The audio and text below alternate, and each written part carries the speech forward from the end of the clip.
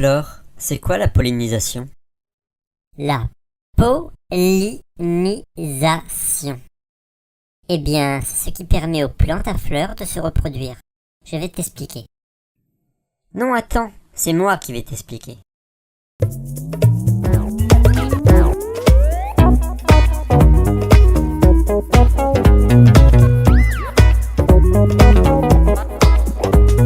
Les fleurs possèdent un organe femelle, le pistil, ou un organe mâle, l'étamine.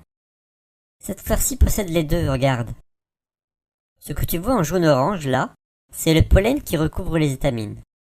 Et là, au milieu, le tube, c'est le pistil. Les fleurs produisent aussi un liquide sucré, que l'on appelle le nectar. Les abeilles adorent ça.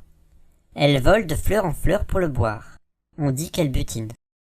En allant chercher le nectar, elles se frottent aux étamines, et le pollen se colle alors à leurs poils.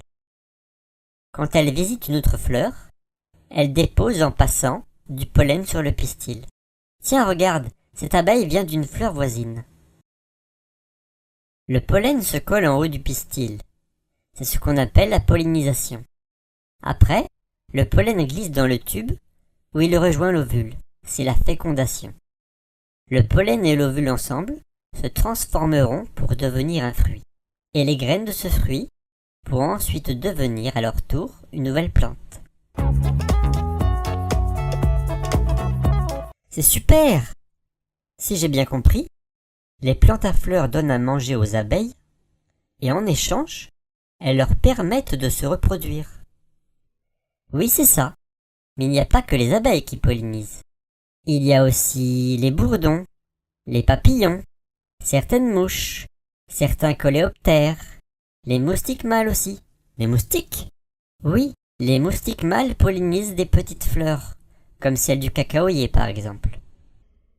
Ah, moi j'aime bien le chocolat, mais pas les moustiques.